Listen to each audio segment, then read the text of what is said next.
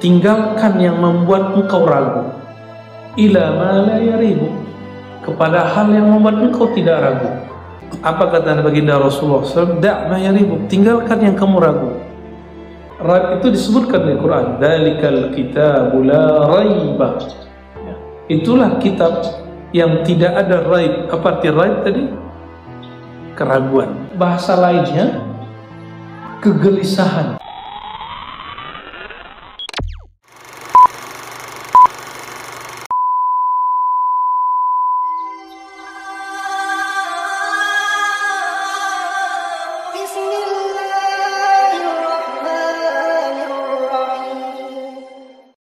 Alhamdulillahilladzi hadana lihadza wa ma kunna linahtadiya laula an hadana Allah.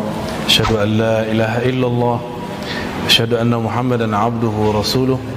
Allahumma salli wa sallim wa barik ala sayyidina Muhammad wa ala alihi wa ashabihi wa li baitihi wa dzurriyyatihi ajma'in.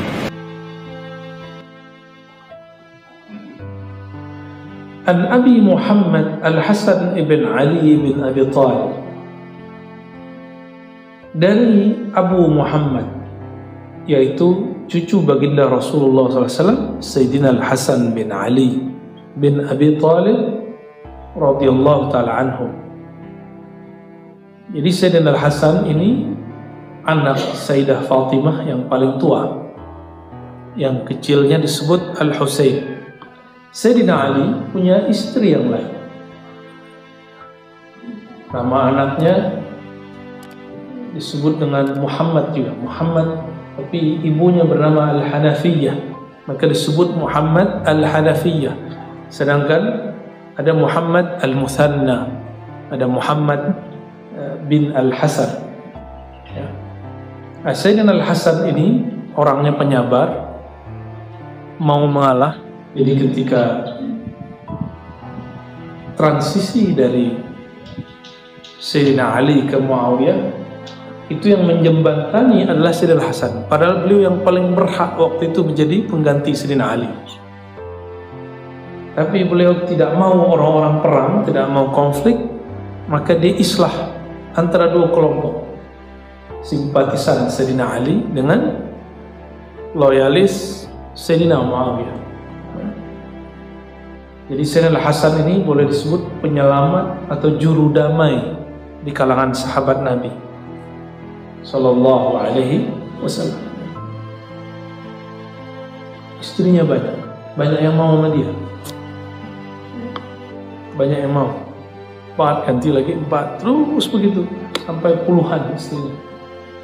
Kalau sekarang ibu-ibu marah, tapi kalau ibu-ibu hidup di zaman itu nggak ada yang marah, ya. Malah berdoa, ya Allah semoga giliran saya, gitu. Walaupun cuma sejenak jadi istrinya, sekedar ingin mendapatkan keberkahan status istri beliau, ya. Sayyidina Al-Hasan. Lain dengan adiknya Sayyidina Al-Husain. Al-Husain ini lebih muda. Waktu di Madinah, Muawiyah mati, meninggal, digantikan anaknya Yazid. Maka gelisahlah orang-orang di Madinah, Muawiyah di Damaskus. Apa gelisahnya? Kok dari ayah turun ke anak tanpa hasil musyawarah? Akhirnya datanglah orang-orang dari Kufah, dulu loyalis Sayyidina Ali, datang kepada anaknya Sayyidina Hasan. Baru masuk pintu diusir, kamu keluar. Karena beliau telah mengislah, tidak mau lagi mengulang konfliknya. Diam-diam mereka datang ke rumah Sayyidina Husain. Sayyidina Husain terima. Diterima. Apa kata mereka?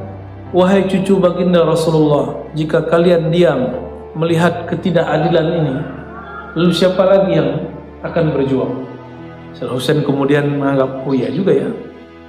Akhirnya Sayyidina Husain tertarik, tapi di saat dia tertarik, di depan pintu sudah ada orang lain.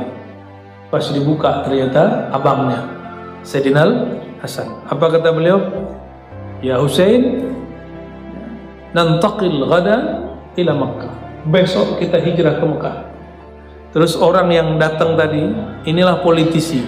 Kalau bukan kamu siapa lagi? Ya, gitu nggak bahasanya politisi? Jika bukan Bang Haji siapa lagi? Jika bukan abang siapa lagi? Jika bukan ustadz siapa lagi? Kawan saya selama sebelum pandemi itu banyak sekali yang jadi caleg. Kita sebut aja, giliran imam pro kepada 01 langsung kemudian mengutuk Mahendra. Waduh, gawat juga ya. Jadi ternyata politik ini sudah jadi asbab orang saling membenci. Ini dari dulu, sudah dikutuk dari zaman dulu. Maka Sayyidina Al-Hasan ingin menyelamatkan adanya Sayyidina Al-Husain dari hasutan orang ini. Tapi dulu di waktu baginda Rasulullah SAW masih hidup, beliau berkala. Apa kata beliau? Dalam hadis Imam Ahmad, inni la ashummu, sungguh aku telah mencium. Apa yang dicium baginda Rasulullah SAW? Raihata dami Al-Husain, bau semerbak darah segar cucuku Husain. Jadi baginda Rasulullah sudah diberitahu bahwa cucunya Sayyidina Al-Husain akan berdarah-darah. Dulu saya punya mursyid guru yang ngajar saya ilmu akidah dan ilmu zikir, namanya Abu Ya Al-Hasan Al-Basri. Murid-murid ini diuji oleh beliau. Kalau datang, beliau suka baca kitab. Satu kali beliau berkala, saya tidaklah orang sakti, tidak punya karamah. Saya, bahasanya begitu. Akhirnya pekan esok sepi, tidak ada yang datang kecuali saya dan ayahanda saya dan 1-2 orang. Lalu beberapa minggu ke depan saya bertemulah kawan-kawan yang tidak hadir itu. Apa kata mereka? Guru kamu itu tidak sakti, nggak keramat. Gitu. Tapi tahu nggak, Bapak Ibu yang makan Allah? Ada seseorang, beliau lagi ketemu, lu kaget ngeliat seseorang, kawan dari dia yang mengatakan gurunya nggak keramat ini. Apa kata beliau? Saya melihat dia berdarah-darah. Alami begitu. Tidak lama, sekitar setahun, benar, orang itu tertabrak depan masjid itu jalan, kena tabrak berdarah-darah. Kurang keramat apa? Lalu bertanyalah kami, katanya nggak keramat Tuan Guru. Apa jawaban beliau? Kalau saya tidak keramat, kalau saya tidak sakti, saya tidak tahu masa depan. Tapi kalau Allah tahu masa depan. Jika Allah beritahu, saya tahu. Akhirnya muridnya baru paham bahwa keramat itu bukan zatnya seorang guru, tapi itu pemberian dari Allah Subhanahu wa Ta'ala. Hal begitu terjadi di zaman Rasulullah SAW, itu disebut dengan tanabbu. Tanabbu itu pengkhabaran masa depan, ya. Kalau kita mungkin nyebutnya ramalan, tapi ini bukan ramalan. Nabi tidak meramal, ya, sallallahu alaihi wasallam. Sayyidina Al-Hasan, waktu baginda Rasulullah sallallahu alaihi wasallam wafat, beliau masih kecil, tapi beliau mengatakan, hafaztu min Rasulillah sallallahu alaihi wasallam. Aku hafal dari baginda Rasulullah sallallahu alaihi wasallam satu kalimat. Apa kalimatnya?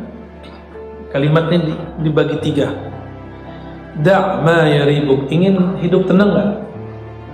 Ini kalimat adalah kalimat kunci hidup tenang. Da' ma yaribuk. Tinggalkan yang membuat engkau ragu. Ila ma la yaribuk. Kepada hal yang membuat engkau tidak ragu. Contohnya gini. Kalau kita wudu, terus sholat, ngobrol-ngobrol bingung, batal atau tidak? Apa kata baginda Rasulullah SAW? Da' ma yaribuk. Tinggalkan yang kamu ragu. Bukan berarti tinggalkan sholatnya. nggak usah sholat saya bingung, saya masih wudhu apa enggak. Bukan itu. Ini yang banyak salah pahamnya orang hari ini. Itu namanya mundur, kemunduran spiritual, kemunduran rohani, penakut.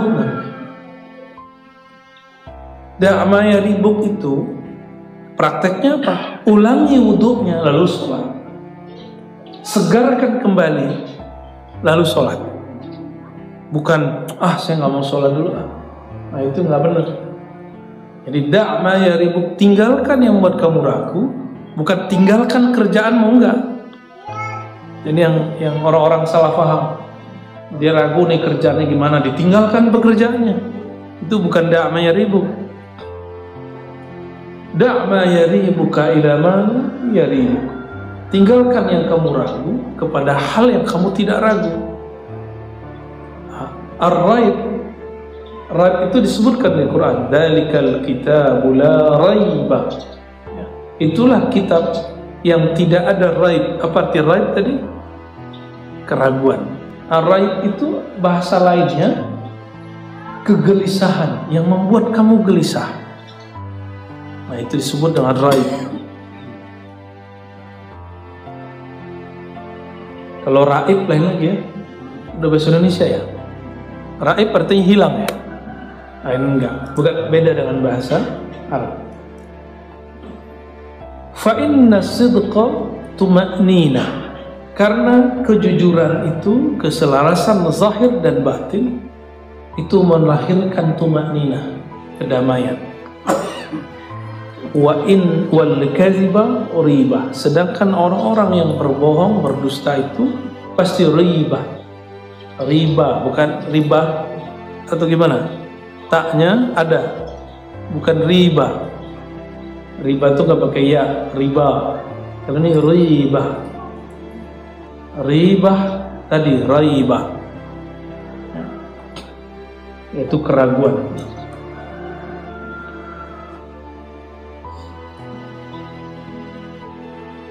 Hadis yang ketiga.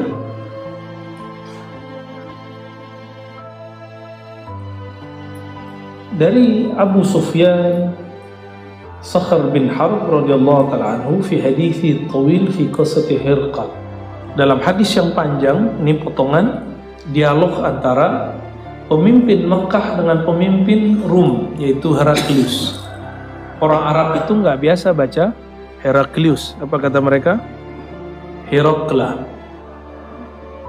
Bukan Heraklius. Heraklius bahasa Romawi. Dimashqa, bukan Damaskus. Itu salah satu nama tenunan sutra termahal di jalur antara Mekah dan Rum. Itulah kota Damaskus. Jadi Damaskus itu, Dimashqa itu nama daripada kain sutra termahal di Suriah. Ya. Jadi nama kota. Kayak kalau di Jawa itu ada kota yang diambil dari nama pakaian ya, atau nama tempat. Biasanya kayak Banyu, wangi, ya, nama tempat. Banyu air ya, wangi harum. Banyumas, apalagi? Banyu asin. Nama-nama tempat. Nah kalau di sana nama produk ya.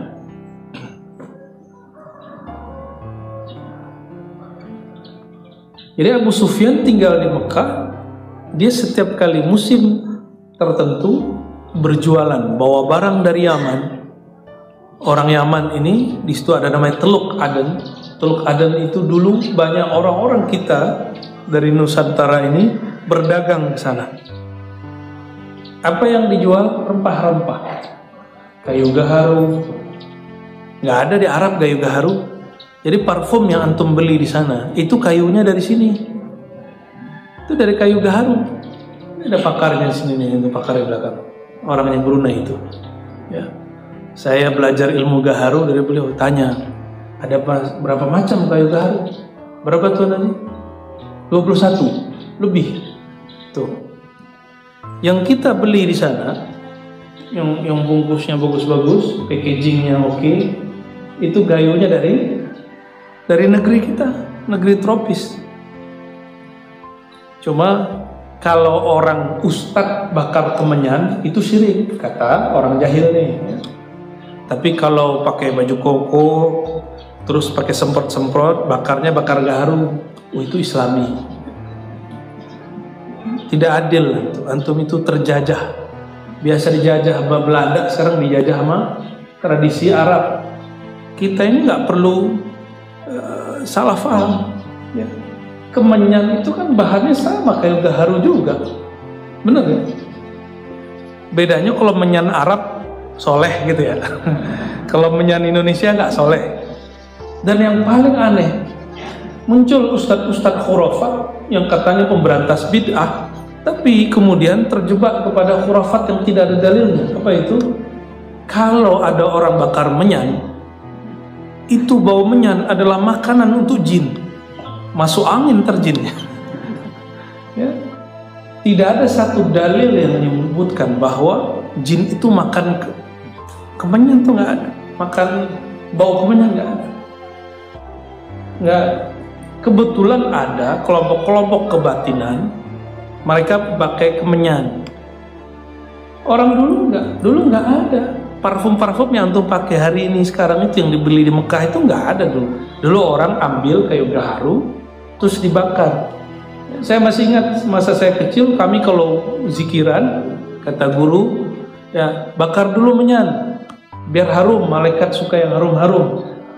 Loh kok sekarang kalau sebut menyan kayaknya horor. Nih udah dijajah otaknya. Ya. Harus ganti istilah kita. Bukhur, bakar bukhur.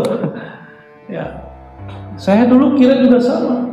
Ketika kami ngaji akidah tahun 2006 kepada seorang syekh Ahlus Sunnah dari Arab sana, beliau senang sekali bau bukhur. Saya pikir ini kan bau menyan. Kok guru saya khurafat? Awalnya kita mikir khurafat. Ternyata beliaulah yang membersihkan khurafat dari pikiran saya. 2006 baru beres tuh pikiran. Kalau enggak benci dengan orang bakar menyan. Dan ada beberapa pendakwah kita berdakwah di Papua. Orang Papua bagian-bagian barat, mereka punya tradisi sama. Kalau ziarah, kalau berdoa, kalau zikiran, mereka bakar menyan. Si ustadz langsung berdiri, buang, ini syirik. Selesai ustadz ngomong begitu, kampung situ punya ketua. Apa kata ketuanya, kata pimpinannya, Ustadz, besok saya belikan tiket. Balik ya sudah. Nanti semoga nanti ada nih santri-santri request ke Ustadz bakar bukhur, cuma modalnya lumayan ya. Kalau antum belinya di sono, bukhurnya bukhur dari sini, gaharunya cari gaharu dari sini, bakar biar harum.